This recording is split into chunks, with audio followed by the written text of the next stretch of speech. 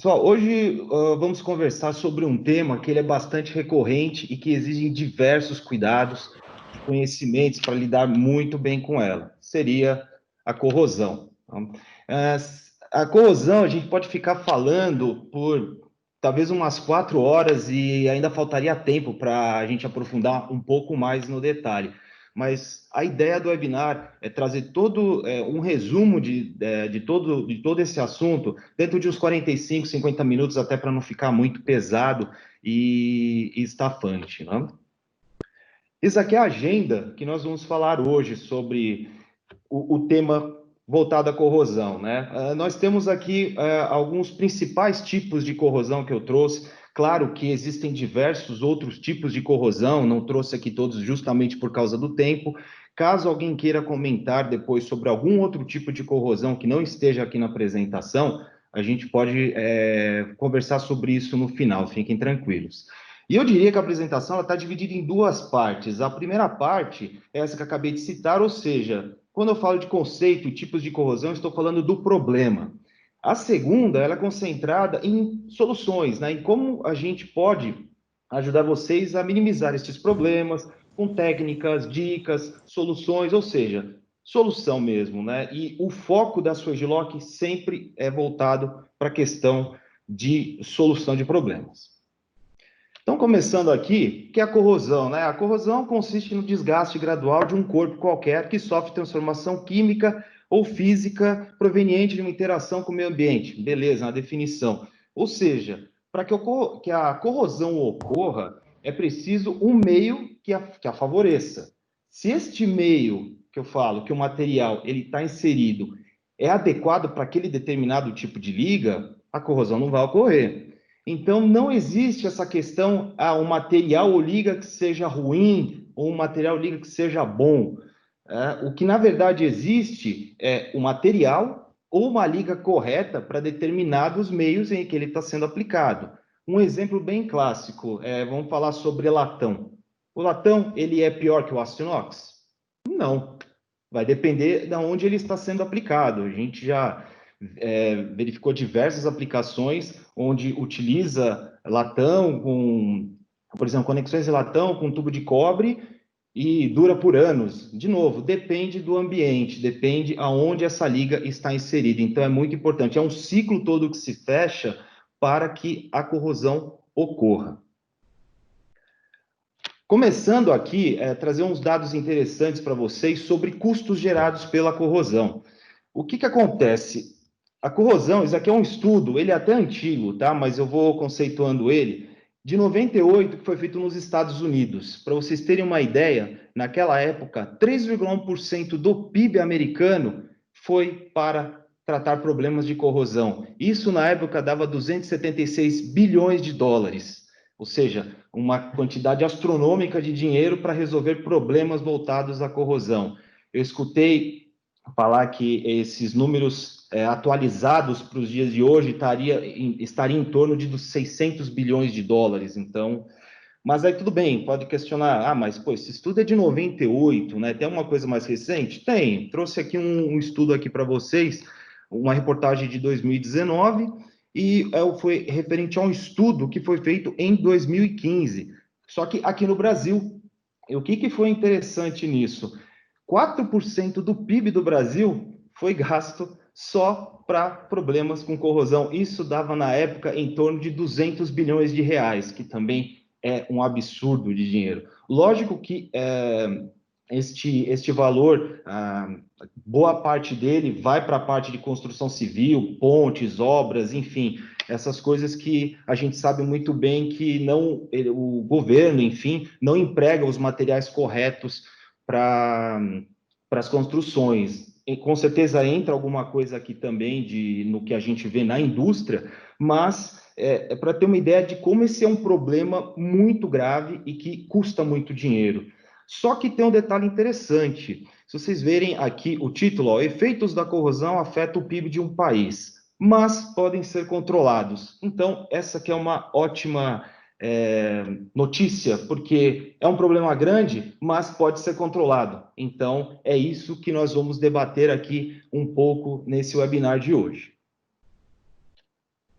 Antes de começar a falar sobre os tipos principais de corrosão, é muito importante explicar para vocês o conceito da camada óxido passiva, porque eu vou falar várias vezes vou falar várias vezes esse termo durante a apresentação. Então, é importante entender como funciona, porque ela que gera a proteção num caso de um aço inox, por exemplo. Eu vou falar muito de aço inox aqui para ficar mais padronizado, digamos assim, tá? Como funciona? Nós temos aqui a estrutura básica de um aço inox, então ele está composto por ferro, carbono, cromo, entre outros componentes, e a presença do cromo nessa estrutura, ele faz uma reação com o oxigênio presente no ar. Essa reação gera o óxido de cromo, que é essa camada protetora aqui representada por essa cor azul, que é a camada óxido passiva, essa camada que dá proteção. E o que acontece com essa camada de proteção? Digamos que você conferiu algum dano para ela. Vamos falar de um tubo de aço, por exemplo, e ele sofreu algum impacto, algum arranhão, você danificou essa camada protetora. Essa camada protetora, se ela está no ambiente, digamos, não corrosivo e tem a presença de oxigênio, ela se autorregenera. Isso é bem interessante, porque começa a ocorrer a troca, a reação do cromo com oxigênio, e essa camada se regenera e segue a vida. Porém, se sofrer um dano, essa camada, e estiver no ambiente, por exemplo, que tenha cloretos ou sulfetos, enfim, qualquer outro ambiente ou meio corrosivo, e que não tem também uma quantidade de oxigênio suficiente, essa camada ela não se regenera, e aí esse meio corrosivo entra na parte desprotegida do aço e é onde se inicia a corrosão, tá? Então, quando se inicia a corrosão? Quando você tem a quebra dessa camada óxido passiva, ela não se regenera e começa a degradação do material. E aí a gente pode ir para o primeiro tipo de corrosão, é a corrosão por pitching, uma corrosão bem comum, talvez é a que mais aparece, e em alguns casos ela fica fácil de identificar. Já começa, tem a quebra da camada óxido passiva, formação dos pits rasos, os pits se aprofundam com o tempo, né? O pit eu vou mostrar já o que é, e ela pode perfurar o tubo. Tá? Um dos detalhes dessa corrosão é que ela pode começar muito pequena, como mostra a foto aqui. Vocês estão vendo alguns furos bem...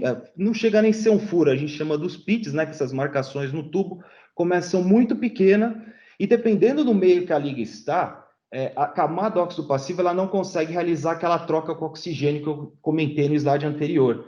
Então, quando ocorre isso daí, principalmente em ambientes com cloretos, ocorre o processo de oxidação do metal, e aí faz que os pits vão aumentando de tamanho, profundidade, podendo até perfurar o tubo, chegando num estado... Essa foto aqui não está com o tubo, chega a estar perfurado, mas vocês podem verificar aqui que existem já pits bem grandes, né? E é uma questão de tempo para ele perfurar o tubo. Perfurando o tubo, você tem um fluido que pode ser inflamável, pode ser tóxico, e vazando isso já está eminente, envolve uma questão de segurança operacional, que isso é bem preocupante. Então, esse é o nosso primeiro caso de corrosão. O segundo tipo de corrosão, eu diria que a corrosão por fresta, eu diria que é uma das mais traiçoeiras que tem, porque, como diz o próprio nome, ela ocorre em um pequeno espaço entre dois materiais, ou seja, uma pequena fresta por onde um agente corrosivo ele pode entrar. Então, quanto menor essa fresta, mais agressiva a corrosão. Por quê? Quanto mais estreita essa fresta, menos presença de oxigênio eu tenho dentro dela. E se eu tenho um meio lá dentro, digamos, uma água com sal, água do mar, que está lá dentro fazendo essa reação, o ambiente lá dentro torna extremamente ácido e ele começa por uma corrosão por pitching, esse pitch vai aumentando e ele simplesmente destrói o aço ou a liga que está submetida a essa corrosão por fresta. E por que eu falo que ela é traiçoeira? Porque eu diria por dois pontos. O primeiro é que você não enxerga, né? Ela, como vocês podem ver aqui nessa foto, conseguiram verificar que está corroído só porque abriram, né? Entortaram essa chapa aqui e verificaram que na parte de dentro estava bem corroída. Mas, caso contrário, embaixo aqui, você consegue ver se está corroendo ou não? Não consegue. Então, quando a gente vai fazer a verificação, abre, vai verificar que lá dentro já o material está bem comprometido, e aí você vai ter que trocar toda essa estrutura, porque ela está bem comprometida. E o segundo fator, que eu lembro, eu falei são dois, o segundo fator que ela é bem traiçoeira é que a temperatura por esse processo corrosivo começar a acontecer, ele é menor que uma de corrosão por pitching. A por pitching ela tem a temperatura um pouquinho mais elevada para começar o processo de corrosão. A por fresta ela é menor. Então, por esses motivos, ela é muito traiçoeira. Um outro tipo clássico que a gente vê bastante de corrosão por fresta são em tubos, né? Você utiliza tubos, suportes, várias linhas de tubos, e quando é utilizado um suporte para tubo, como está na foto aqui, por exemplo, com uma área grande de contato, ou seja, você tem uma área de fresta maior. Então, de novo, isso daqui submetido a um ambiente corrosivo vai gerar fresta, e a fresta vai destruir o seu tubo. Nesse caso, você já até consegue verificar que o tubo está corroendo. Então, ok, ela está visível de uma certa forma, só que se você desmontar esse tubo do suporte, vai verificar que aqui dentro, entre o contato do suporte e o contato do tubo, ele vai estar bem deteriorado. E aí, o que acontece? Imagina nessa foto aqui, estamos vendo 1, 2, 3, 4, praticamente todos os tubos dessa foto estão com corrosão. Tem que trocar um canal inteiro de tubulação. Imagina o prejuízo, né, e o trabalho, quanto tempo teu equipamento, tua embarcação, por exemplo, vai ter que ficar parada por um problema como esse. Outro tipo de corrosão bem clássica, a corrosão galvânica, ou pilha galvânica também, como é bem conhecido no mercado que nós atuamos. Então, ela ocorre quando dois metais diferentes eles estão em contato e um eletrólito, né, que é um líquido eletricamente condutor, ele está presente. Acaba gerando isso daqui, como está na foto. Nós vemos aqui, por exemplo, dois materiais diferentes, onde temos uma conexão em aço carbono e temos um tubo de cobre. E aqui no meio, provavelmente, por exemplo, poderia estar passando água, né? Que a água é um condutor elétrico. Explicando assim mais ou menos, mais tecnicamente, o que acontece? Você tem uma liga mais nobre e uma outra, digamos, menos nobre, você tem uma reação que chamamos de uma de cátodo e anodo. E aí, quando você tem um líquido que faz essa condução elétrica, você inicia um processo de troca muito grande. Então, o cátodo ele passa a consumir mais o anodo, ele começa a corroer este anodo.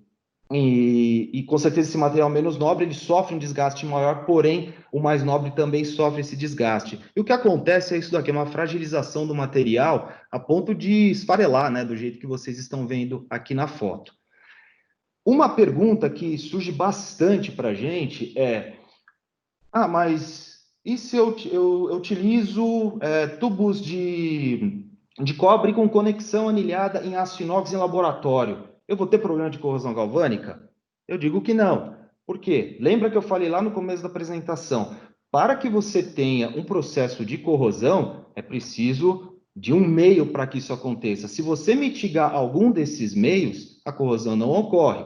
Então, se a gente está falando de laboratório, que eu mesmo particularmente já vi bastante instalação assim, não tem problema, porque geralmente você trabalha com está dentro de um laboratório, um ambiente controlado, com ar-condicionado, trabalha com baixas pressões e com gases inertes, né? Geralmente argônio, nitrogênio, por exemplo. E mesmo que esses gases tenham alguma questão de umidade lá dentro, o percentual é muito baixo para que se torne eletricamente condutor. Então, para quem tem essa dúvida, se pode fazer, digamos, essa mescla de duas ligas bem clássica, que é o cobre com aço inox, não tem problema, você não vai ter pilha galvânica, só se, de novo, usar um fluido que promova essa condução. Outro tipo de corrosão bem preocupante, eu diria, que é a corrosão sob tensão fraturante. Essa corrosão é uma corrosão que é um fenômeno que a gente chama de deterioração dos materiais causado pela ação conjunta de tensões mecânicas, sejam elas residuais ou aplicadas. Mas já vou falar o que são as tensões residuais. As tensões residuais são tensões aplicadas no momento da fabricação, por exemplo, de um aço inox. De novo, vou falar bastante sobre aço inox aqui, tá? E num processo que seja forja, que seja um processo de laminação, que seja qualquer processo de fabricação da matéria-prima, ele gera uma tensão aplicada naquele material. E o que seriam, então, as tensões aplicadas? São as tensões aplicadas no campo. Quando você vai montar uma rosca NPT, por exemplo, um macho e fêmea, você está aplicando uma tensão na rosca. Quando você vai montar uma conexão para tubo, você está aplicando uma tensão na porca, por exemplo, no próprio tubo, nas anilhas. Tudo isso são as tensões aplicadas. E para que isso ocorra, digamos, a corrosão, você precisa do quê? De um material que está, entre aspas, com essa tensão residual e aplicada muito forte, num ambiente corrosivo. Essa tensão ocorre bastante quando você tem ambientes com cloreto e com sulfetos, e você fecha esse ciclo. Quando você é aplicado esse material num ambiente corrosivo, acontece essas fraturas, elas começam bem pequenas, elas vão se propagando, vão aumentando, chegando até num cúmulo. Por exemplo, uma imagem aqui de uma conexão que sofreu vários pontos de corrosão, como vocês podem ver aqui na imagem, e a porca dela fraturada completamente, porque a porca é um dos pontos onde você também tem uma tensão aplicada, e isso é o fenômeno que acontece quando temos a corrosão sob tensão. Só vale lembrar, tá, que essa conexão que está na imagem não é a conexão Swedlock, e também, por motivos óbvios, eu não vou falar que conexão que a gente nem sabe, mas deixar bem claro, e mais para frente vocês vão entender, e eu vou mostrar por que uma conexão da Swedlock, ela não chega nesse ponto aqui para sofrer corrosão sob tensão fraturante. O último tipo de corrosão que eu vou trazer aqui para vocês é a corrosão intergranular. A corrosão intergranular é caracterizada pela presença de carbonetos de cromo precipitados no contorno de grão. É complicado, né, isso daí, mas eu vou tentar explicar melhor para vocês através de imagem. A corrosão intergranular, primeiro, para a gente entender como ela funciona, a estrutura de um aço, de uma liga, ela é composta por vários grãos, como vocês estão vendo aqui na imagem, né? Cada grão aqui. Então, esse grão é composto pelos componentes cromo, níquel, molibdênio, enfim, tudo que é composto a liga. Essas linhas pretas aqui, a gente chama de contorno do grão. Então, essas linhas que unificam todos esses grãos, e até aí tudo bem. Bom dia, professor, tudo bem? O problema da corrosão intergranular que ocorre é quando você aplica uma alta temperatura, por exemplo, solda, ou um tratamento térmico insuficiente, alguma coisa desse sentido. Se você aplicar solda num material que ele não é adequado para aquilo, o que acontece gera a precipitação, gera o carboneto. O carboneto, ele acaba se formando. Aqui, deixa eu até explicar antes. Esse Y aqui, imaginem que essa linha cinza, onde está o meu mouse, são esses contornos. Aqui, onde está escrito grain, são esses grãos que estão aqui, encostados. E essas bolinhas pretas que estão aparecendo aqui, são as precipitações que eu falei. Quando é aplicado uma alta temperatura, ele gera esse carboneto. Esse carboneto, o que acontece? Pode fazer uma reação com o cromo que está presente dentro desses grãos aqui. E quem não sabe, o cromo é um dos principais componentes que promove resistência à corrosão.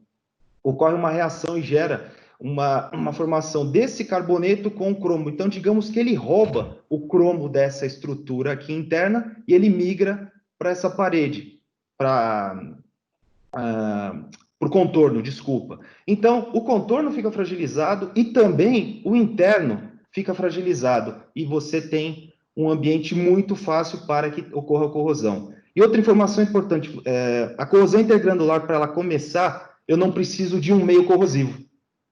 Tá? O fluido, depois, se eu colocar um fluido, um ambiente corrosivo, vai avançar o problema da corrosão intergranular. Porém, basta você ter uma liga que ela não é adequada para um trabalho, por exemplo, com alta temperatura, você aplica essa alta temperatura, gera o carboneto, fragiliza já a estrutura dela, quando você coloca o material para passar por ele, e aí o material já está completamente comprometido, tá ok? Então, isso é de uma forma bem mais simples de explicar o que é a corrosão intergranular. E, de novo, existem outros tipos, mas para a gente ficar bem dentro do tempo aqui, eu trouxe alguns dos principais que a gente vê dentro do nosso mercado. Tá?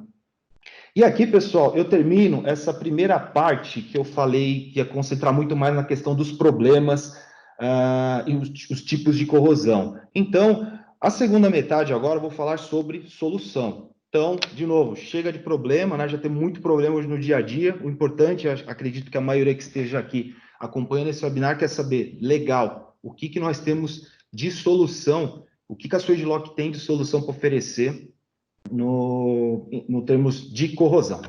Vamos lá. Antes de tudo, é muito importante entendermos como é feita a composição das ligas. Para evitar corrosão, você tem que saber definir qual a melhor liga para aquele ambiente que você vai utilizar. Então, antes de tudo, é importante saber do que ela é feita. As ligas, elas são feitas, por exemplo, nós temos uma norma, a STM, uma norma internacional, que dentro dela existem várias normas para fabricar diversos tipos diferentes de ligas. Então, eu costumo dizer que a STM, ela é como se fosse um livro de receitas. Eu sempre falo isso nos treinamentos que eu dou e tudo mais, é uma analogia para facilitar o entendimento. É um livro de receitas. Então, lá existem várias receitas de diferentes tipos de aços para fazer. Então, para ficar até mais claro, digamos que a STM fosse um livro de receita de bolo. Então, aqui, por exemplo, eu tenho um bolo de cenoura. Eu quero fazer um bolo de cenoura, eu vou no meu livro de receitas, eu vou ver quanto de ovo eu tenho que colocar, quanto de farinha, quanto de chocolate, quanto de açúcar, quanto tempo eu tenho que bater a minha massa, deixar ela descansando, quanto tempo eu tenho que deixar no forno a uma determinada temperatura. Isso tudo é um processo para que no final eu tenha esse bolo bonito, saboroso, pronto para ser degustado. Né? Acontece a mesma coisa com as ligas. Mas, como felizmente ou infelizmente não estamos falando de bolo aqui, estamos falando de liga, vamos voltar para o nosso tema. Aqui, a STM ela vai falar para você quanto de cromo você tem que colocar para fazer, de novo, vou dar o exemplo do aço inox, um aço inox. Quanto de níquel você vai ter que colocar para fazer, quanto de molibdênio, quanto de carbono, enfim, todos os componentes que compõem uma liga. Isso vai para a siderúrgica vai seguir essa receita na verdade, a siderúrgica vai entregar este tarugo, que é chamado. É um material no seu estado, digamos, bruto ali, que depois vai para algum outro tipo de indústria, como a Swedlock, por exemplo, que adquire esse material e beneficia, fazendo conexões, válvulas, mangueiras, reguladores, cilindros, enfim, uma série de produtos com este tipo de material. E, por final, esses materiais vão para o mercado para serem aplicados.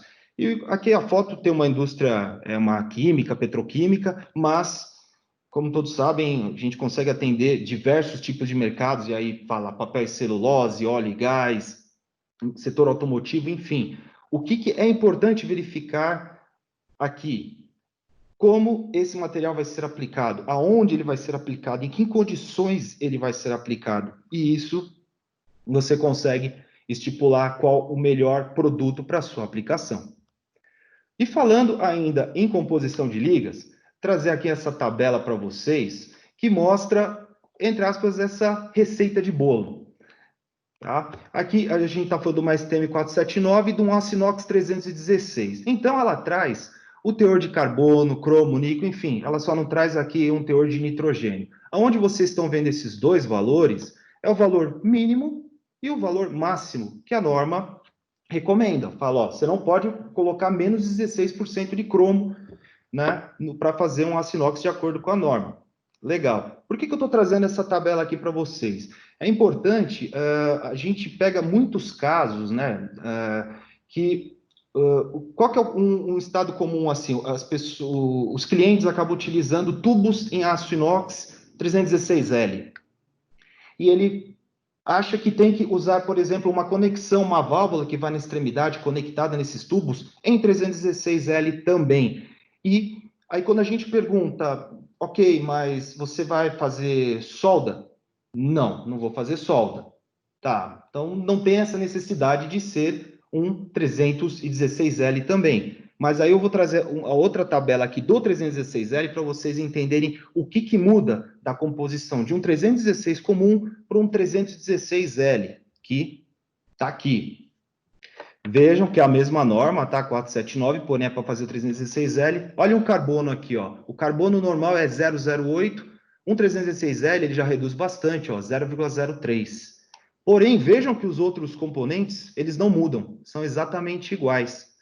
O que muda é só o carbono, por isso que tem esse L aqui, esse L quer dizer de low carbon, ou seja, baixo carbono, baixo teor de carbono. Porque quando eu tenho uma liga com baixo teor de carbono, ela é uma liga melhor para trabalhar com solda, porque eu não gero carboneto, que não precipita. E lembra que eu falei para vocês da corrosão intergranular? Você acaba evitando o problema de uma corrosão intergranular, porque está usando o material adequado para aplicar alta temperatura, para aplicar solda, né? Então, essa é a primeira coisa que eu queria trazer para vocês. O 316 comum com 316L, a única coisa que muda é o teor de carbono, ok? Então, se vocês forem utilizar materiais que não vão envolver solda, o tubo é padrão praticamente, dificilmente, quando a gente fala de instrumentação voltado para aço inox, por exemplo, é muito difícil o pessoal não estar utilizando o 316L, mas as conexões, as válvulas, não necessariamente precisam ter. O que vocês têm que exigir do fornecedor de vocês? Que tenha um material em dupla certificação, que é o 316/316L. O tubo não é nada mais, nada menos que isso.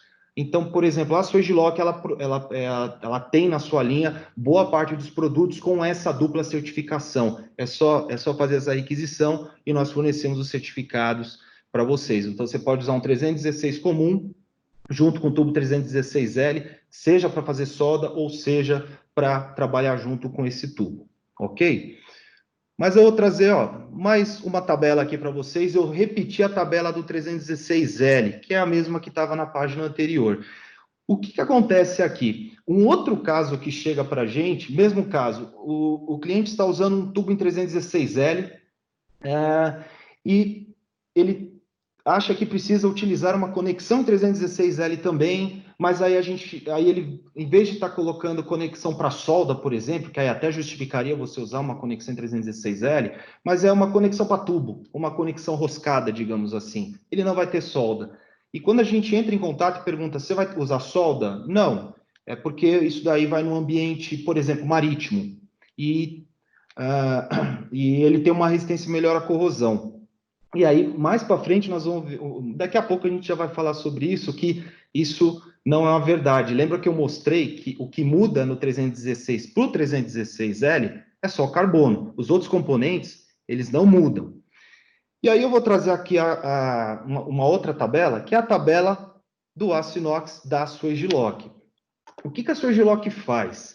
Ela desenvolveu uma norma interna, que é chamada de SMS 0001, isso aqui é Pro Aço Inox 316, que ela define quais são as faixas de cada componente composto no aço inox. Então, o que ela faz? Ela estreitou mais essas faixas de cada componente. Qual a finalidade disso? Primeiro, eu tenho um material para atender a dupla certificação, 316/316L, vejam que o carbono aqui, ó, é 004 contra o 003 no 316L, e ele é praticamente a metade no 316 comum. E o cromo, vejam, o cromo aqui, na normal, é 16, o cromo mínimo da Sojlock, 17, o níquel, 10, a Sojlock já parte de 12. E a Sojlock também coloca um teor de nitrogênio, coisa que a STM não recomenda. Teoricamente, para ela ali não faria tanta diferença assim. Eu vou mostrar por que o nitrogênio faz a diferença sim. E também o teor de enxofre, ele já é reduzido. Isso confere para todos os aços inox comuns da Sojlock. Então, ela faz isso justamente para quê? Desculpa, um detalhe bem importante. Não é que a Sojlock ela sobrepõe uma STM, por isso que eu coloquei barra STM. Na verdade, o que ela manda para uma siderúrgica que fornece material para ela é o seguinte: eu quero que você coloque essa quantidade de componentes, porém seguindo todos os procedimentos que a STM recomenda. Então não tem problema nenhum nisso. a siderúrgica faz essa liga especial para a Swagelok e manda, que é onde nós temos os nossos produtos aí com uma qualidade bem diferenciada. Ok? Então, neste caso, fica bem interessante para aplicações com ambiente corrosivo, porque eu aumento o meu teor de cromo, eu aumento o meu teor de níquel, mas aí vocês vão ver melhor isso nos próximos slides. Voltando para a analogia da receita de bolo, eu diria assim, que o 316L comum, ele é um bolo de cenoura, legal, seguir os procedimentos, vocês estão vendo que o bolo cresceu, ele vai estar com gosto de cenoura, com certeza vai estar numa consistência boa, vai estar saboroso, legal, ótimo, é um bolo de cenoura muito bom. O da Swagelok é o mesmo bolo de cenoura, só que com cobertura de chocolate, tá? Então, só para fazer uma analogia, de novo, voltando para a questão do bolo, para a gente dar uma quebrada no gelo aí e fugir muito do técnico, né? Porque o assunto aqui ele é bastante denso. Por que é importante eu ter falado para vocês as questões das ligas, né? O que compõe cada liga e a importância desses componentes. Aqui vai uma técnica, posso chamar de técnica, que vocês podem utilizar para classificar. Você pode fazer um ranking, né, das ligas, quanto que elas são mais suscetíveis à corrosão ou não. Isso é chamado de PREM. O PREM, na verdade, é a abreviação de Pitching Resistance Equivalent Number, ou número equivalente para resistência para pitching, que é aquela primeira corrosão que eu mostrei para vocês lá atrás. Ela é dada por uma fórmula, tá? Uma fórmula bem simples, onde vocês têm um percentual de cromo, tem uma constante aqui, vezes o percentual de molibdênio, outra constante aqui, e um percentual de nitrogênio. Mas o que acontece? Quando você coloca os valores que eu, por exemplo, mostrei na tabela anterior para vocês, o resultado desse PREM significa o quê? Quanto maior o PREM, maior a resistência contra a corrosão. Quanto menor o valor desse PREM, ele tem uma menor resistência à corrosão. Em via prática, é dessa forma que ele funciona, tá? Mas vamos para alguns exercícios práticos aqui. De novo, eu trago para vocês a fórmula, beleza? E aqui eu fiz alguns exercícios, algumas simulações com algumas ligas. Mas aqui eu vou falar praticamente tudo de 316. Então, peguei aqui um 316 convencional. Eu mostrei a tabela para vocês atrás. Eu apliquei os valores aqui, tudo ok. Cheguei num PREM de 23,1. Beleza, guarda esse valor. Peguei um PREM de um 316L, que eu mostrei na tabela também alguns slides atrás para vocês. Vejam que aqui na fórmula, ele não muda nada. O 23.1 continua os mesmos 23.1 de um 316 comum. Ou seja, aqui eu já estou falando de material que ele é mais resistente à corrosão. Ou seja, o 316L, ele tem a mesma característica contra a corrosão que um 316 comum. Então, como eu disse, já pegamos alguns casos que o mercado estava entendendo que o 316L ele tinha uma maior resistência à corrosão. Dessa maneira, ela não é verdade. Porém, surgiu uma outra questão, principalmente em aplicações onde envolve muito cloreto. O famoso 316L com 2,5 de molibdênio. Opa, peraí, aí, legal. Aqui eu estou aumentando o meu teor de molibdênio na minha composição e eu tenho um material mais resistente à corrosão? Com certeza. Com 2,5 de molibdênio, trabalhando num tubo, por exemplo, que é bem clássico, a gente chega num PREM de 24,7. Opa, contra 23,1 aqui, já melhora bastante, né, a minha resistência à corrosão. Então, muitos lugares que antes utilizavam 316L comum, utilizando o 2,5 de molibdênio, já resolveu boa parte dos problemas de corrosão. E o último aqui eu trago para vocês o 316 da Swagelok, que é o famoso bolo de cenoura com cobertura de chocolate.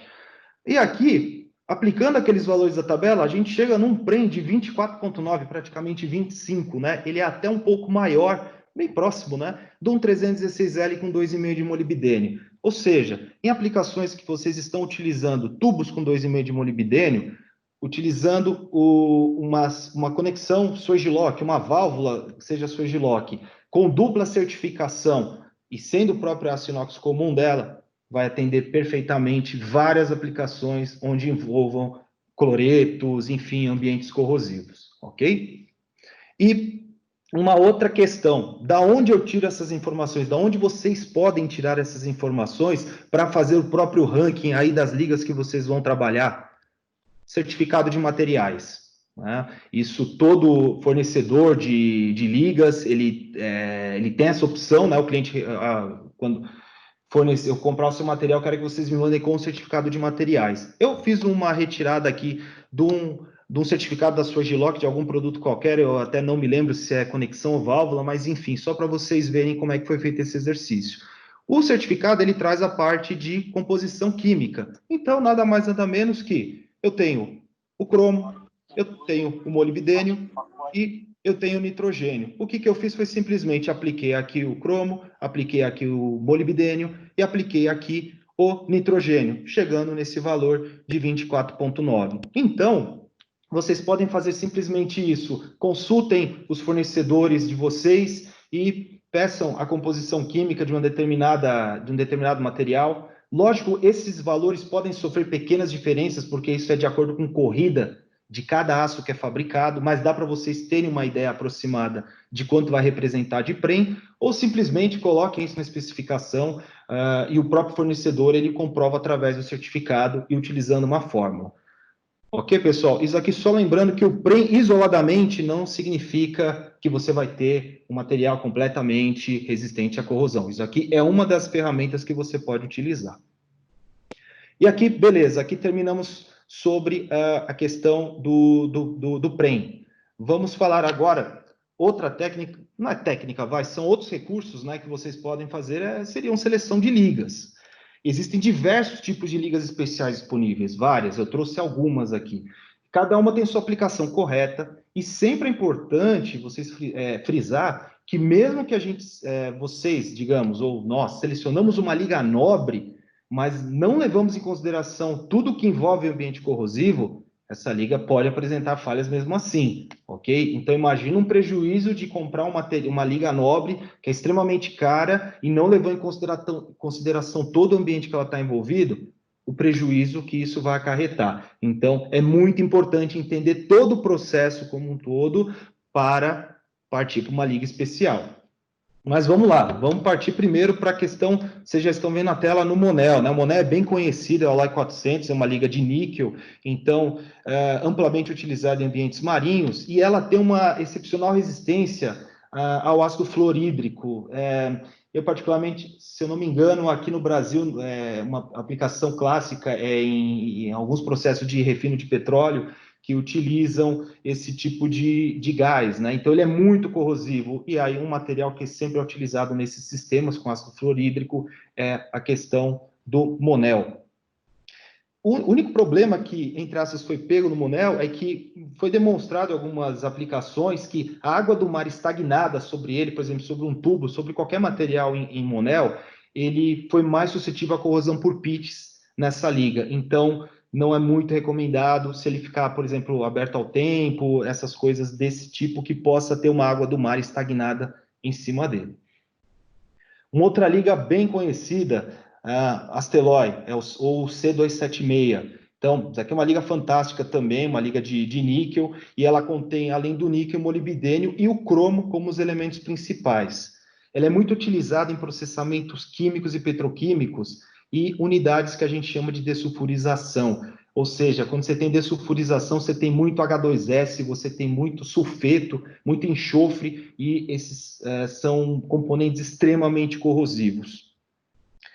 E o alto nível de molibdênio, ele torna essa liga assim, excepcional para evitar corrosão por pitching ou fresta. Então, principalmente também se você for trabalhar com gás cloro úmido, que é extremamente corrosivo, é uma liga excelente para trabalhar com esse tipo de produto.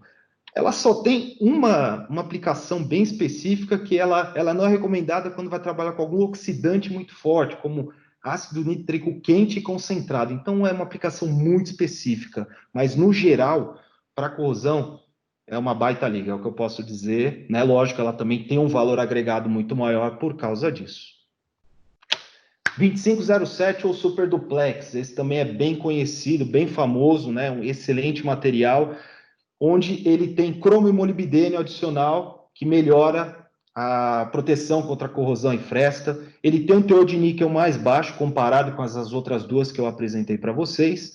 E essa classe, ela era, além de ter uma resistência ótima com ambientes com cloreto, ela tem uma resistência mecânica muito alta, muito alta. Então, você pode, às vezes, utilizar um tubo, por exemplo, com uma espessura de parede bem menor, ele suporta uma pressão bem maior comparado ao mesmo tubo em aço inox convencional, digamos assim. Por quê? A resistência mecânica dele é muito alta. Então, isso digamos, é uma maneira de quem, por exemplo, não dá para fugir do super duplex, você pode utilizar um tubo com uma espessura de parede menor, que ele vai suportar uma pressão igual a um tubo de 316L comum, com uma espessura de parede bem maior. Então, você consegue economizar um pouco com isso também. E é bem conhecido, ele é bem indicado para ambientes agressivos, água marinha, enfim, ambiente offshore, o 2507 vai muito bem, obrigado. A última liga que eu trago aqui é o Alloy 254 ou 6MO ou 6-Ball. A gente aqui, internamente, a gente acaba falando 6-Ball, mas o mercado também chama de 6MO. O 6MO, ele é um aço inoxidável, super austenítico, contendo pelo menos 6% de molibdênio. E olha que interessante, lembra eu mostrei umas tabelas atrás para vocês, o 316L com 2,5 de molibdênio, já dava um pré interessante, um material bom para resistência à corrosão. Esse carinha aqui, ele tem 6%, é quase 3, praticamente vai 3 vezes mais molibdênio que o 316L com 2,5. Então, isso faz o quê? O material tem uma resistência excelente contra corrosão por pit, corrosão por fresta. E tem uma boa soldabilidade, afinal, ele é um aço inox super austenítico. Então, confere uma boa soldabilidade também. E aqui, trouxe essas ligas. E quando a gente fala de liga especial, a gente fala de custos, né? Envolve um valor agregado mais alto, porém você tem um material de melhor qualidade para ser aplicado. Então, muitos casos que aconteceram de começar usando um tubo 316L, esse tubo corroeu e teve que trocar tudo. Não, vamos colocar 2507. Aí quando vai ver o orçamento, meu Deus do céu, é extremamente alto o valor. O que pode ser feito para a gente encontrar um meio termo? Aí a Sojiloc fez um estudo bem interessante, fazendo combinação de liga. Tá? Então, o que ela fez? Ela pegou o Alloy 254 6MO, que eu acabei de apresentar para vocês, combinado com um aço inox 316 da Sojiloc normal. De novo, aquele bolo de cenoura com cobertura de chocolate. Basicamente é isso daqui. Você tem um tubo na liga 6-Moly, ou 6MO, desculpa, utilizando uma conexão Sojiloc 316 convencional. Isso faz com que, porque você consiga fazer uma combinação muito boa, bem resistente à corrosão, consegue reduzir o custo, porque uma liga 6MO ela tem um custo inferior a um 2507, a um Asteló, então nem se fala, e principalmente onde é recomendado esse tipo de aplicação?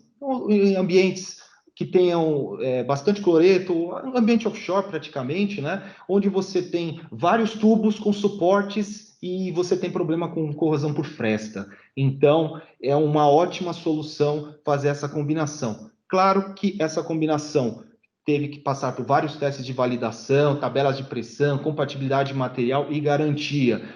Nós temos toda essa documentação dos testes que foram realizados com essa combinação, foi aprovado, e caso alguém queira mais informações sobre esse tipo de combinação e quer ter acesso a esses testes, procurem a gente, que nós fornecemos esse tipo de informação, ok? Fica bem interessante. Uma pergunta que costumam fazer, mas eu não vou ter problema de corrosão galvânica? Não, né, gente? Lembra que eu mostrei, o 6MO, ele é uma liga, ele é um aço inox.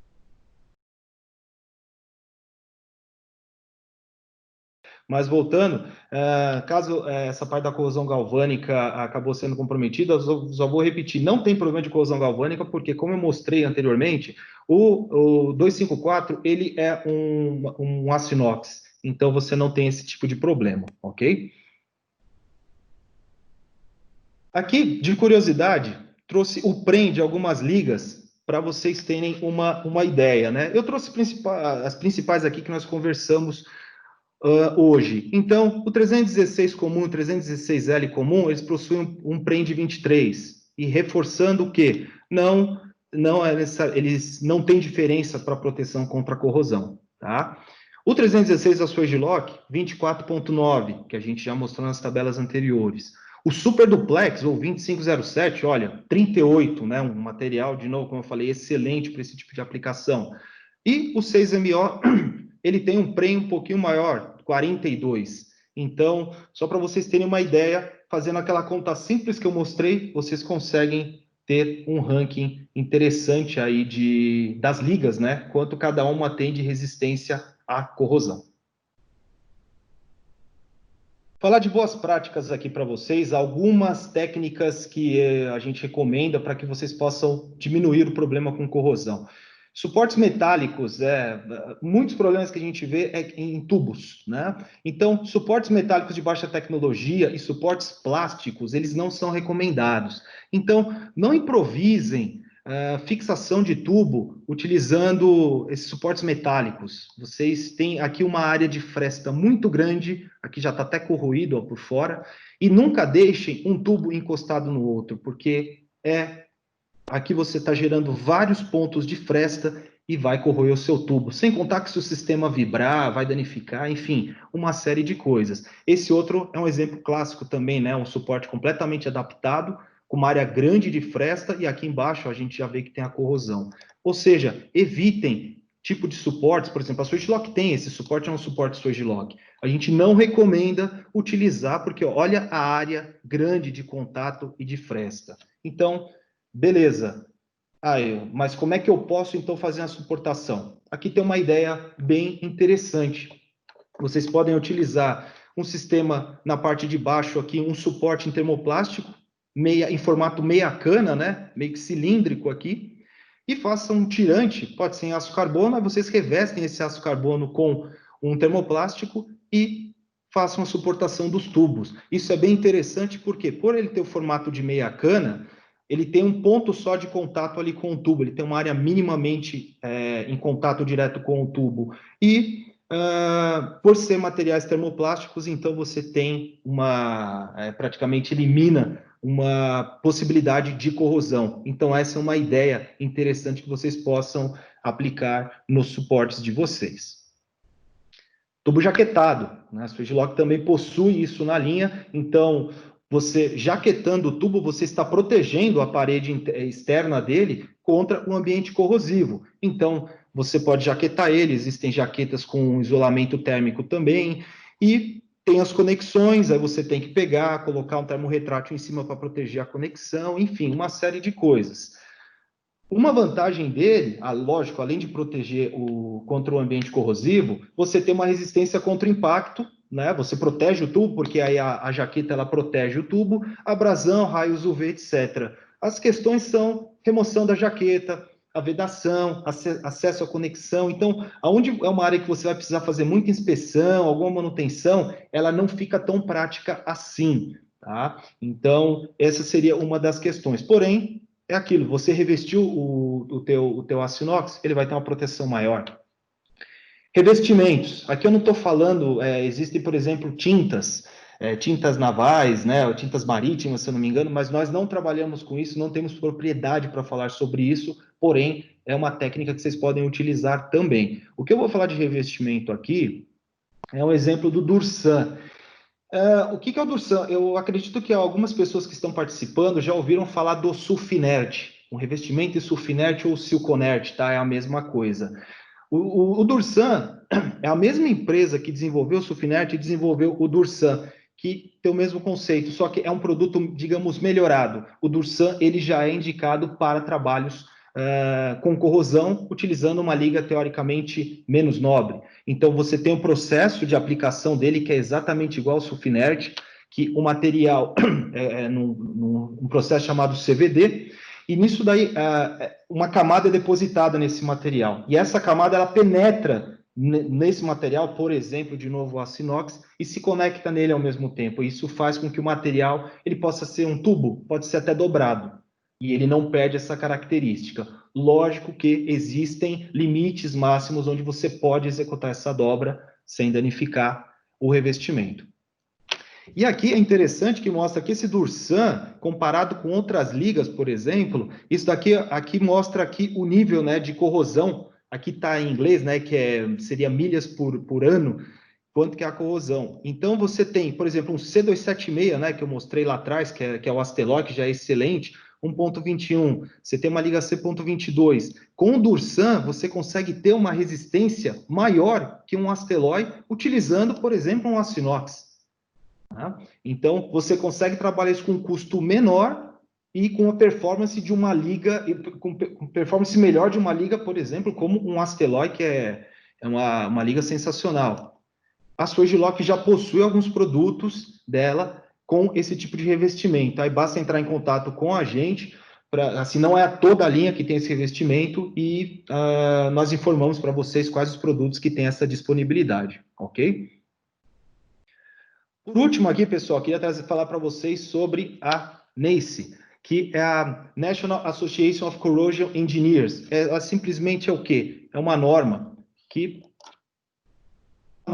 que surgiu em 1943 para criar diretrizes para corrosão, simplesmente, ambientes com gases ácidos. Devido a todo aquele problema do custo da corrosão, eles se viram na necessidade de criar uma norma para tentar diminuir esse impacto. E é isso que a NACE faz. A NACE, por exemplo, ela tem uma divisão chamada MR0175, que ela tem todos os padrões para materiais metálicos utilizados em ambientes onde tem presença de H2S e pode comprometer a integridade dos equipamentos. Então, a MR0175 ela é bem voltada para o mercado de óleo e gás, onde tem a presença de H2S. E ela tem tanto recomendações para materiais que estão trabalhando, digamos, na superfície, em controle, e materiais que estão no subsea, que nós chamamos, né, trabalhando no fundo do mar. Então, onde você tem um ambiente corrosivo muito grande. Também temos a MR0103, que ela é praticamente a mesma coisa que a MR0175, porém, ela é bem voltada para aqui, ó, refinarias de petróleo. Então, ela tem uma tabela a mais sobre materiais resistentes aqui a gente fala em inglês, o Sulfide Stress Cracking, que é a corrosão sob tensão que eu mostrei para vocês lá atrás, que ela pode ser também através de sulfetos. Então, aonde tem sulfeto, né? Geralmente em unidade de dessulfurização, onde você tem H2S, enfim. Por isso que eles criaram uma tabela também com os materiais indicados para esse tipo de aplicação. Resumindo, ela se refere a dois tipos, como eu falei, componentes para uso geral e o componente para aplicação subsea. É uma norma extensa, ela tem diversas recomendações, então, onde a Sojilok entra nesse contexto? Nós temos boa parte da nossa linha de produtos já direcionadas a atender a norma NACE, né? Basta requisitar. Então, aqui eu vim falando muito de conexões, tubos, vamos falar de válvulas.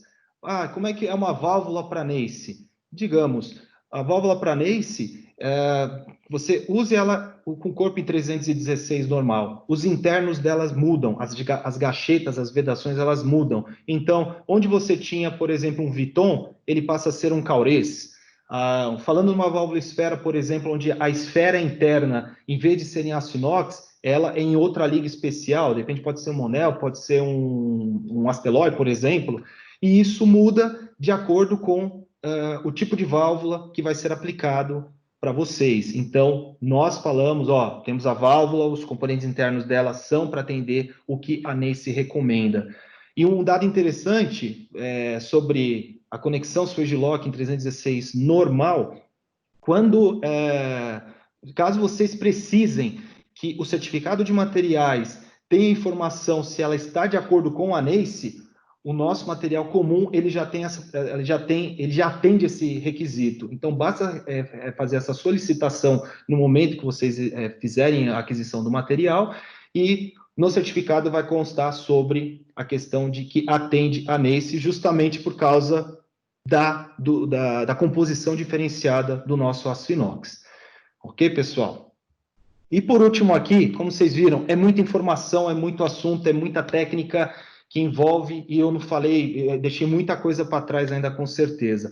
Então, eu coloco aqui no final, deixa seu Giloc te ajudar. Caso você tenha um sistema que você está projetando, ou se você já tem um sistema operante que envolva tubos, conexões, válvulas, enfim, toda essa parte de instrumentação, que está passando por problemas de corrosão, ou vai ser construído num ambiente corrosivo, e você vai ficar na dúvida, ué, mas que liga eu devo utilizar? Eu vou usar um super duplex? Eu vou usar um Masteloy? Eu posso usar um aço inox comum?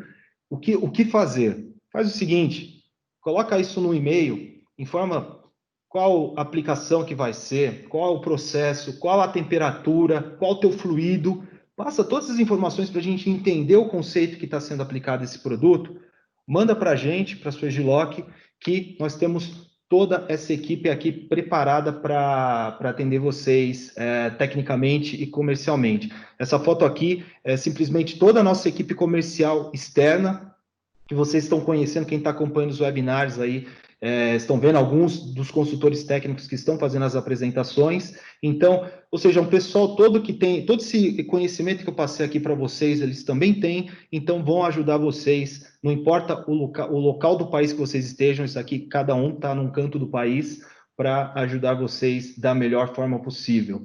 Ok, pessoal? Só quero frisar que essa foto foi tirada antes da pandemia, tá? Isso aqui foi tirada no começo de fevereiro, quando fizemos a nossa reunião para definir as metas do ano e os objetivos. Então, só frisando que nós também respeitamos a questão do isolamento social, antes que gere alguma polêmica.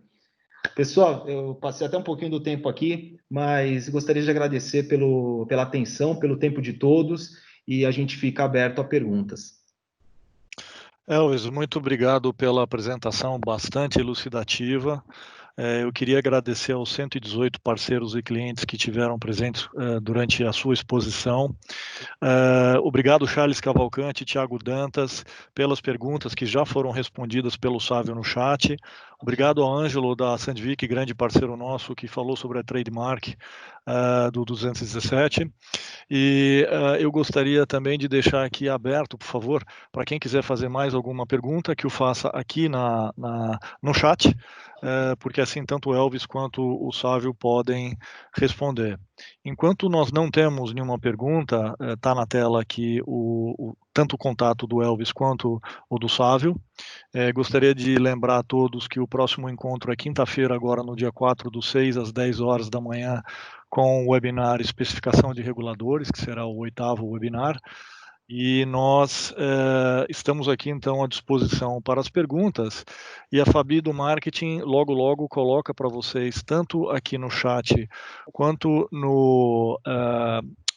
aqui também na tela, o QR Code e também o link para que vocês possam preencher a pesquisa de opinião, que é extremamente importante para nós e que dá direito, então, ao certificado de participação. Elvis, eu tenho uma pergunta aqui para você, do Heitor Victor. Qual é a temperatura que a jaqueta aguenta? Ô, Victor, isso é uma informação que eu não sei de cabeça aqui. Como é termoplástico, eu teria que dar uma consultada no catálogo, mas deve ser em torno de... eu não quero nem chutar, deixa eu abrir um catálogo aqui enquanto isso e vejo se essa informação para você. Mas a temperatura de termoplástico não deve passar muito dos 100 graus, não. O Liberty, eu gostaria de fazer até um comentário sobre o Sulfinet, que foi um objeto de pergunta, que para compostos de H2S não é tão simples assim usar ou não utilizar simplesmente o Sulfinet, né? Ou o Silponert, que é o similar. É que na prática vai depender da utilização mesmo, né? Qual é a concentração do H2S na sua amostra, na sua mistura. Por exemplo, se a concentração for abaixo de 250 partes por milhão, 250 ppm, e for necessário medir a concentração do H2S, então realmente não se escapa aí da necessidade de ter um revestimento, né? Como o Sulfinert ou o Silconert, alguma coisa assim. Mas existem outros cuidados que são muito de ordem prática. Por exemplo, numa unidade de sequestro de enxofre, por exemplo, onde esse sequestro possa ser feito à base de aminas. e a mina agride a camada passivadora do sulfinete, sintonete. Ou seja, então tem que se analisar muito bem o contexto da aplicação e não simplesmente indicar o sulfinete para tudo. Daí sim existem outros revestimentos, como o próprio Dursan já mencionado, que são mais resistentes às aminas, né? E por consequência aí essa concentração, amina rica, amina pobre, não importa, o Dursan seria mais indicado do que o sulfinete propriamente dito, uma unidade de sulfurização, ok? Muito obrigado, Sávio. Nós temos aqui... Liberty, só desculpa, Liberty, só respondendo a pergunta do Vitor ali, enquanto isso eu cacei aqui no catálogo. O Vitor, 121 graus, tá? Que a jaqueta suporta de temperatura. Perfeito, Elvis. Obrigado tanto, Sávio, pelo complemento com relação ao sulfinete Dursan e ao Elvis com relação à pergunta da temperatura. Tem aqui uma pergunta, eu não consigo identificar MH, mas eu sei que é Bardini, da Petrobras. Qual e-mail devo enviar a questão do fluido que está correndo os tubos internamente? Bardini, depende de quem é o consultor técnico que atende a você. Se você não sabe, nos informe, por favor, qual é a sua unidade, porque nós temos pessoas atendendo a Petrobras no Brasil como um todo, então nós passamos o vendedor e o consultor técnico para responder essa tua pergunta, ou te damos esse e-mail pontualmente aqui para esse contato, ok? O Tiago está perguntando se o vídeo ficará disponível. Tiago, tanto o Tiago quanto o Charles. Tiago, por enquanto, os vídeos não estão sendo disponibilizados, nós estamos estudando essa possibilidade. Na verdade, está em curso a implementação disso num futuro muito próximo, mas o material, o conteúdo propriamente dito, o PPT, ele pode ser disponibilizado, vai ser disponibilizado aqui no próprio chat, e também se houver alguma necessidade adicional, aí vocês podem conversar com os consultores técnicos da Swedlock que atendem as respectivas contas, ok? Tem uma pergunta aqui do Vitor Silva. Olá, Elvis, ultimamente temos algumas conversas sobre o inox 317 para a indústria offshore. Seria interessante em relação à resistência à corrosão? Vitor, obrigado pela pergunta. Bom, o 317 eu não tenho de cabeça aqui toda a composição dele. Ele com certeza ele tem uma resistência maior à corrosão que um 316 comum. O que precisa verificar que a gente sempre fala na apresentação aonde ele vai estar sendo utilizado. No seu caso aí, se for, por exemplo, aplicação offshore, acredito que seja. Por exemplo, se você tem problema de corrosão, que seja corrosão por estresse, você tem um material com fraturas, por exemplo.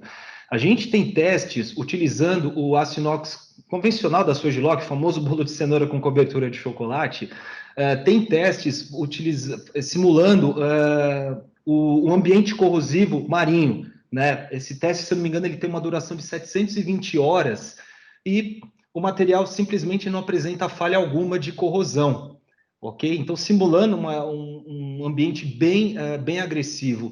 Então, dependendo do teu caso, você nem precisa partir para um 317, você pode utilizar um 316, de repente, utilizar essa combinação com 6-Moly e você resolve o teu problema, entendeu?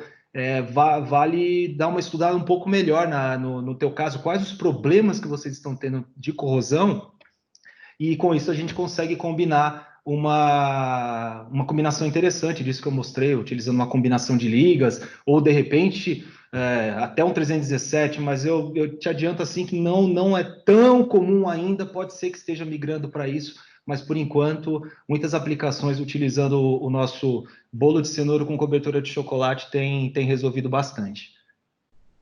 Obrigado, Elvis. Antes de te fazer a próxima pergunta do Vitor aqui, você pode colocar, por favor, já na tela o QR Code? Muito obrigado. Depois você volta aí com os teus contatos, tá? E eu já vi que o pessoal da Petrobras anotou os e-mails necessários. P66, se eu não estou enganado, é o Paulo Soares, mas de qualquer forma nós entramos em contato contigo, tá? Mais uma pergunta então do Vitor. Outra dúvida, trabalhamos no laboratório com C276, se trocarmos pelo 254 6-Moly, a diferença de custo será muito maior? ele irá ser mais resistente ao ataque de CO2? Vamos lá. Bom, em termos de custo, sim, ele é bem mais interessante. Eu não sei te precisar agora, tá? O quão mais barato ele é em relação a um C276, mas com certeza é bem mais econômico. Você tem uma disponibilidade melhor dessa liga também, né? Falando em termos de tubo e até conexões.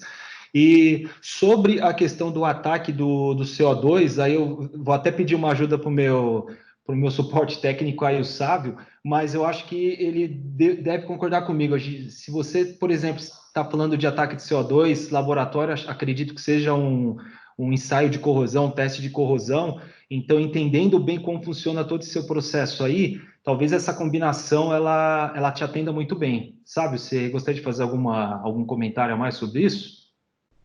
É que na prática, realmente, quando se pensa em CO2 e umidade, ácido carbônico, o ácido carbônico é um ácido fraco, né? Tem que realmente entender toda a aplicação e ver quais outros componentes estão nessa atmosfera, nessa amostra, né?